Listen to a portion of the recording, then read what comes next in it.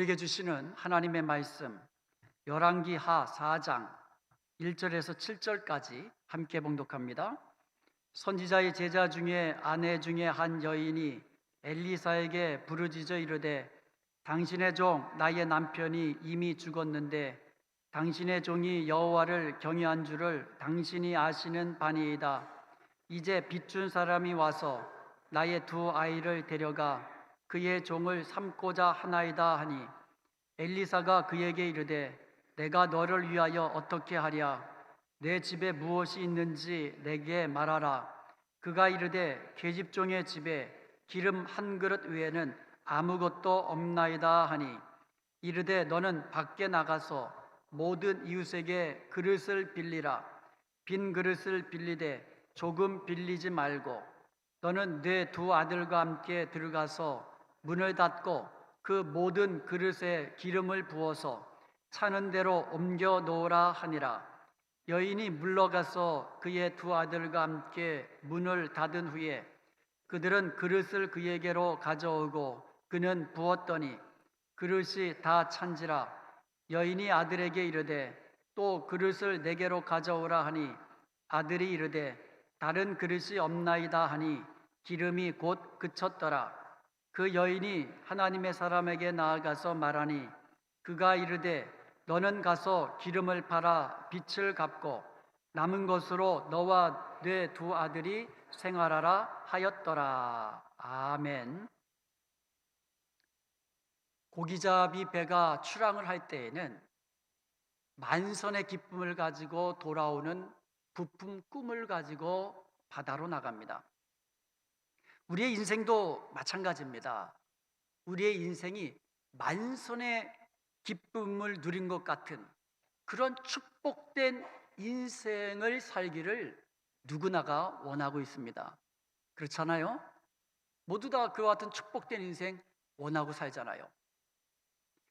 우리의 인생이라는 그릇에 풍성한 축복들로 채워지기를 우리는 기대하며 원하며 살고 있습니다. 그러나 때로는요, 우리가 밤이 새도록 수고하였지만 잡은 물고기가 하나도 없습니다라고 말한 베드로처럼 빈배 인생, 빈 그릇 인생이 될 때가 있다는 것입니다. 오늘 본문에 나오는 이 여인의 인생이 그러하였습니다. 이 여인은 선지생도의 아내였습니다. 두 아들이 있었습니다. 한때는 여호와를 경외하는 신앙 좋은 남편과 사랑스러운 두 아들과 행복하게 살았을 때가 있었을 것입니다.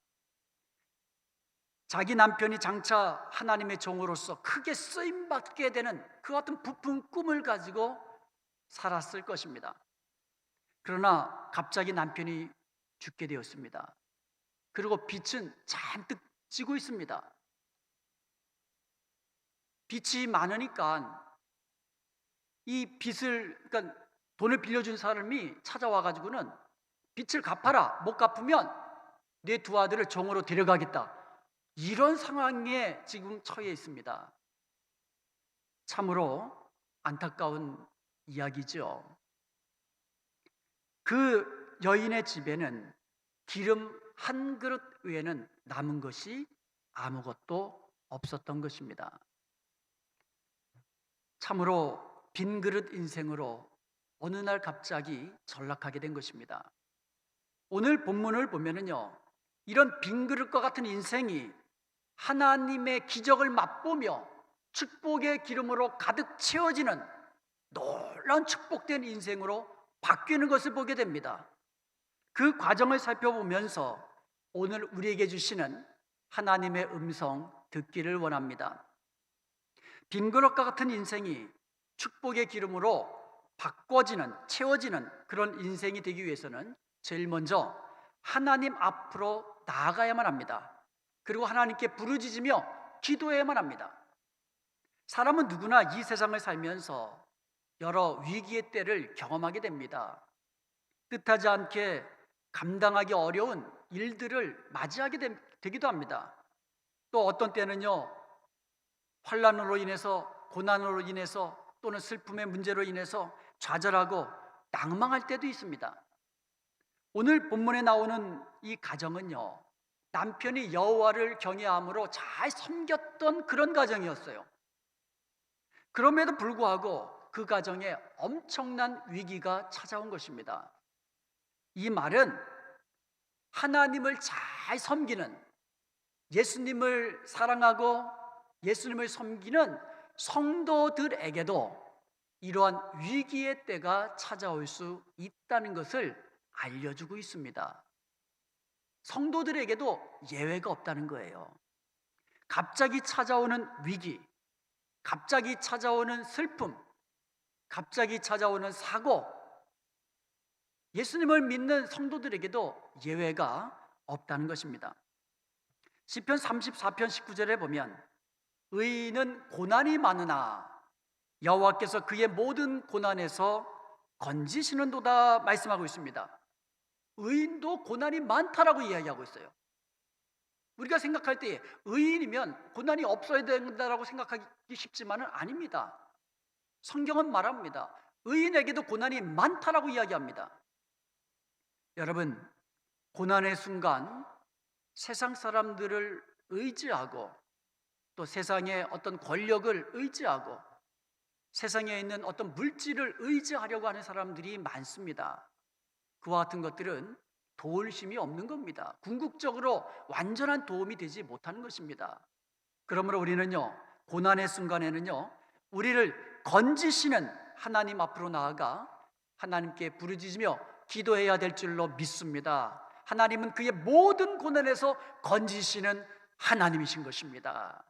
고난의 순간에 그런 하나님께 나가야 궁극적으로 도움을 얻고 모든 문제가 해결함을 받을 뿐만 아니라 하나님의 풍성하신 은혜를 맛보게 될 줄로 믿습니다. 오늘 본문 1절에 보면은요, 인생의 위기, 또 가정의 위기를 맞이한 그 여인이 하나님의 선지자 엘리사에게 찾아가 부르짖고 있습니다. 당시에는요, 하나님께서 하나님의 그 선지자를 통해서 말씀하시고 또 선지자를 통하여 역사하시던 그런 때입니다. 그러나 신약 시대에는요, 우리는 다른 선지자 찾아갈 것 없습니다. 우리에게는 대제사장 예수 그리스도께서 계시기 때문인 줄로 믿습니다.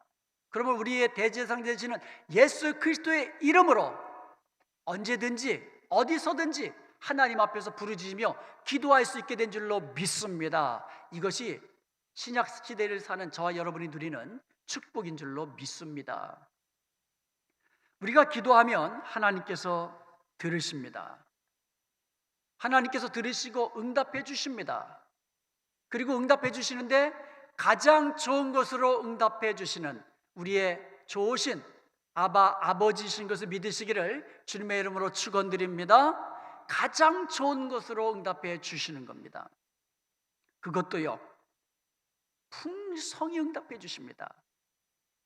그러므로 우리 그리스도인들은요, 세상에서 어떠한 문제를 만나든지 또 어떤 답답한 환경에 처하든지 하나님의 도우심을 바라보면서 하나님께 부르짖으며 기도해야 될 줄로 믿습니다. 사랑하는 딸이 귀신에 들려 고통당하던 가나안 여인이 있었습니다. 이 여인은 예수님이시라면 자신의 그 딸을 고치실 수 있으리라는 그 믿음을 가지고 예수님 앞에 찾아왔습니다. 근데 예수님은 눈길조차 주지 않으셨어요. 여인은 돌아가지 않습니다. 사랑하는 딸을 고치려는 그 신념 하나로 부르짖으며 소리치면서 외치는 겁니다. 얼마나 목청 높여서 소리쳤는지 제자들이 민망해가지고 주님 좀 도와주시지요. 제자들이 오히려 그럴 정도로 부르짖으면서 예수님의 이름을 불렀던 겁니다. 결국 예수님께서 말씀하시기를 내 믿음이 크도다, 내 소원대로 되리라 말씀해 주셨습니다. 그 딸이 귀신에서 놓여서 자유함을 얻게 되고 온전케 된 줄로 믿습니다. 부르짖으며 기도하면 하나님은 들으시고 응답해 주시는데 좋은 것으로 응답해 주시는 겁니다. 소경 바디메오가 어느 날 예수님이 지나가신다는 소식을 들었습니다. 그리고는 소리 지릅니다. 왜 소리를 지를까요? 못 보니까. 자기는 눈으로 볼 수 없으니까 자기가 소리 질러야 예수님께서 자기를 볼 거 아닙니까? 소리 지릅니다. 다윗의 자손 예수여 나를 불쌍히 여기소서. 야, 좀 조용히 해라. 그래도 상관없습니다. 소리 지릅니다. 왜요? 다윗의 자손 예수님께서 자신을 돌아보시면 자신의 눈이 뜰 수 있으리라는 믿음이 있기 때문에 그는 부르짖어 기도한 겁니다. 그런 믿음 없다면 조금 부르짖다가 돌아갔겠죠. 간절히 부르짖는 그의 믿음을 주님께서 보셨습니다. 그리고 그의 눈을 고쳐주신 줄로 믿습니다. 야고보서 4장 2절 말씀처럼 우리가 얻지 못하는 것은 구하지 않았기 때문입니다. 구하지 않았기 때문에 얻지 못하는 것이라고 말씀하고 있습니다. 여러분, 구하십시오. 주님께서 우리의 기도를 들으시고 좋은 것으로 응답해 주심을 믿는다면 주님 앞에 나아가 부르짖으며 기도하십시오. 예레미야 33장 3절에 너는 내게 부르짖으라. 너는 내게 부르짖으라. 그러면 내가 네게 응답하겠다고 약속해 주시고 있습니다. 내가 알지 못하는 크고 비밀한 것을 보여주시겠다고 약속해 주셨습니다. 사랑하는 여러분, 오늘 이 말씀 붙잡고 하나님 앞에 나아가 부르짖어 기도함으로써 하나님께서 채우시는 그 놀라운 은혜를 누릴 뿐만 아니라 하나님의 위대하신 능력을 경험하는 저와 여러분 되시기를 주님의 이름으로 축원드립니다. 빈 그릇 같은 우리 인생이 축복의 기름으로 채워지는 인생으로 바뀌기 위해서는 둘째로 하나님의 말씀에 믿음으로 순종해야만 합니다. 우리가 문제를 안고 하나님께 부르짖어 기도하면은요, 하나님께서는 그의 말씀을 보내셔서 우리에게 응답해 주신다고 말씀하고 있습니다. 시편 107편 20절에 그의 말씀을 보내셔서 부르짖는 백성들을 건져 주셨다고 말씀하고 있어요. 우리가 부르짖으며 기도하면 하나님께서는 그의 말씀을 보내십니다. 그러면 우리가 그 말씀에 믿음으로 순종할 때에 우리의 문제는 해결되고 하나님이 주시는 풍성한 은혜를 누리게 되는 줄로 믿습니다. 하나님은 어제나 오늘이나 영원토록 동일하세요. 우리의 순종하는 믿음을 통하여 풍성한 축복을 주시는 하나님이십니다. 과거에도 그러셨고 지금도 마찬가지십니다. 우리의 순종하는 믿음을 통하여 하나님은 풍성한 축복을 내려 주신다는 겁니다. 엘리사 선지자가 자기에게 부르짖는 여인에게 내가 너를 위하여 무엇을 하랴? 이렇게 말하면서 내 집에 무엇이 있는지 내게 말하라. 이렇게 묻습니다.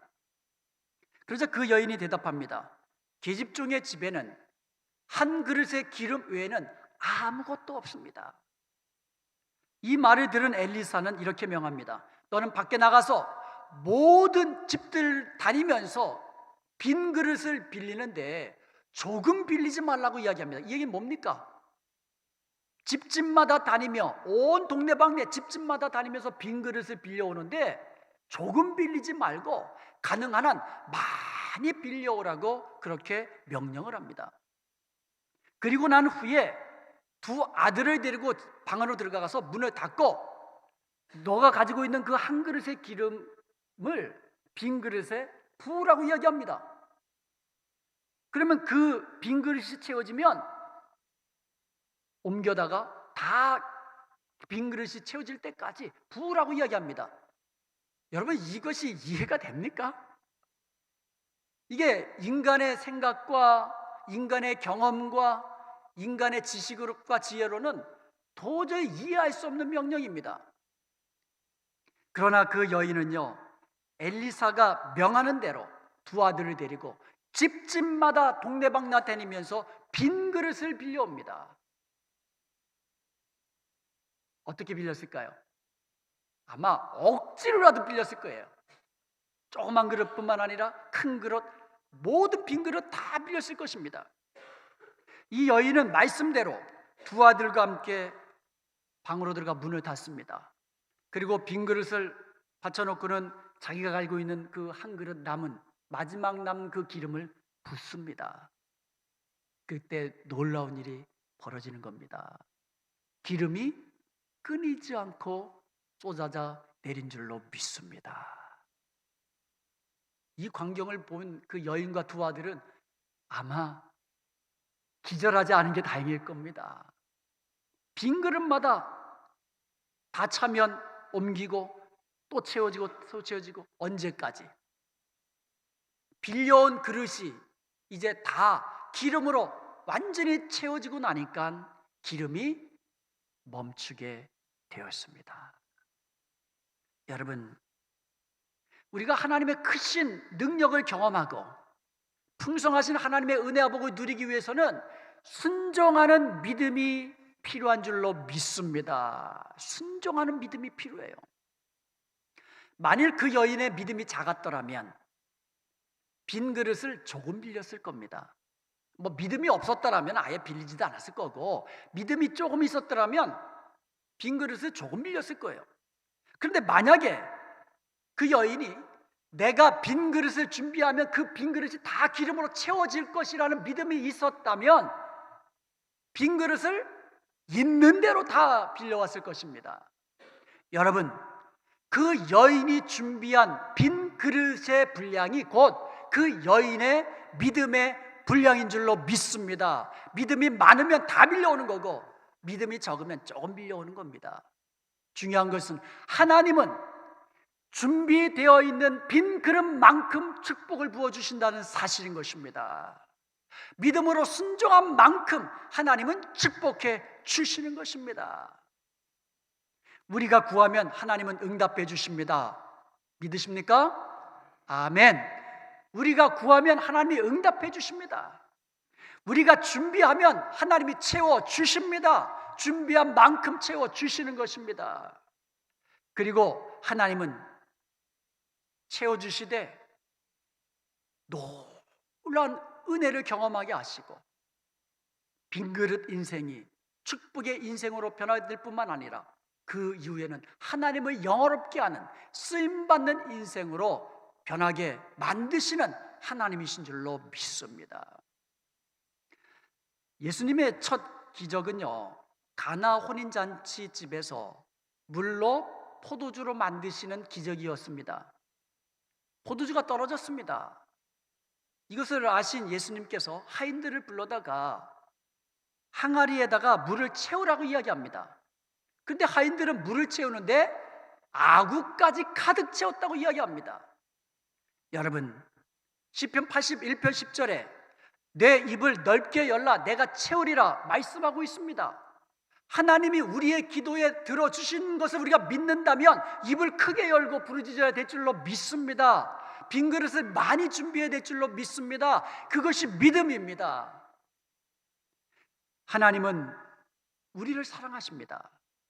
우리는 하나님의 사랑하시는, 하나님께 사랑받는 하나님의 자녀들입니다.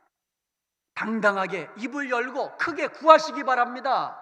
하나님의 자녀예요. 자녀답게 당당하게, 자녀답게 크게 구하시길 바랍니다. 그리고 하나님의 말씀에 순종하는 믿음을 보이시길 바랍니다. 그때 우리는 하나님의 크신 능력을 경험하고 하나님이 주시는 놀라운 풍성하신 축복을 누리게 되는 줄로 믿습니다. 빈 그릇과 같은 우리 인생이 하나님의 축복의 기름으로 채워지는 인생으로 바뀌기 위해서는, 셋째로, 우리가 가지고 있는 것이 비록 보잘것없는 것이라 할지라도 주님 손에 들려져야 한다는 것입니다. 우리가 가지고 있는 것이 주님 손에 들려질 때에 그것이 풍성한 은혜와 복을 누리는 하나님의 기적의 역사를 일으키는 도구가 된다는 사실입니다. 하나님은 우리가 가지고 있는 그것을 통하여 역사하십니다. 엘리사 선지자가 그 여인에게 내 집에 무엇이 있는지 내게 구하라고 이렇게 이야기했을 때에 이 여인은 대답하기를, 이 계집종의 종에는 한 그릇 기름 외에는 아무것도 없습니다. 이렇게 대답했어요. 한 그릇의 기름, 그거 얼마나 되겠습니까? 아무것도 아니잖아요. 그것으로 뭐 빚을 갚을 수 있어요? 그것으로 뭐 제대로 생활할 수 있겠습니까? 그것밖에 없는 거예요. 그것밖에. 아무것도 없습니다. 이것이 무슨 내게 도움이 되겠습니까? 그러나 하나님은 그 여인이 가지고 있는 그 한 그릇의 기름을 통하여 크신 역사 베풀어 주신 것입니다. 오병이의 기적도 마찬가지입니다. 광야에서 남자만 5천 명이 있었습니다. 남자만 5천 명이면 아마 2만 명이 넘는 그 많은 군중들이 거기에 있었습니다. 그들에게는 먹을 양식이 아무것도 없었습니다. 오직 어린 아이가 자기 도시락으로 싸온 오병이어, 물고기 2마리, 보리떡 5개, 이것이 전부였습니다. 아무것도 아니었습니다. 오병이어. 그것이 이 수많은 사람들에게 무슨 도움이 되겠습니까? 아무런 도움이 되지 못하는 겁니다. 그런데 그 오병이어가 주님 손에 들려지니까 그 자리에 있었던 그 수많은 사람들이 배불리 먹고도 남게 되는 놀라운 기적의 역사가 일어나게 된 줄로 믿습니다. 우리 눈에는 하찮은 것이고 우리 눈에는 아무것도 아닌 보잘것없는 것이라 할지라도 그것이 하나님 손에 들려졌을 때에는 하나님의 크신 역사를 일으키시는 도구고 축복의 통로가 된다는 사실입니다. 애굽에서 종살이하고 있던 이스라엘 백성들을 하나님께서 구원하기를 원하셨습니다.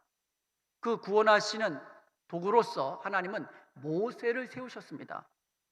그래서 모세를 통해서 이스라엘 백성들을 애굽에서 구원해내기를 원하셨던 것입니다. 그래서 하나님께서는 모세를 부르셨습니다. 그런데 모세는요, 하나님, 나는 능력이 없습니다. 내가 이스라엘 백성들 앞에 가서 이야기한들 백성들이 나를 믿긴 하겠습니까? 내 말을 믿어주겠습니까? 하면서 뺀 거예요. 나는 못합니다. 뒤로 뺀 겁니다. 그때 하나님께서 물으신 것이 있습니다. 네 손에 무엇이 있느냐?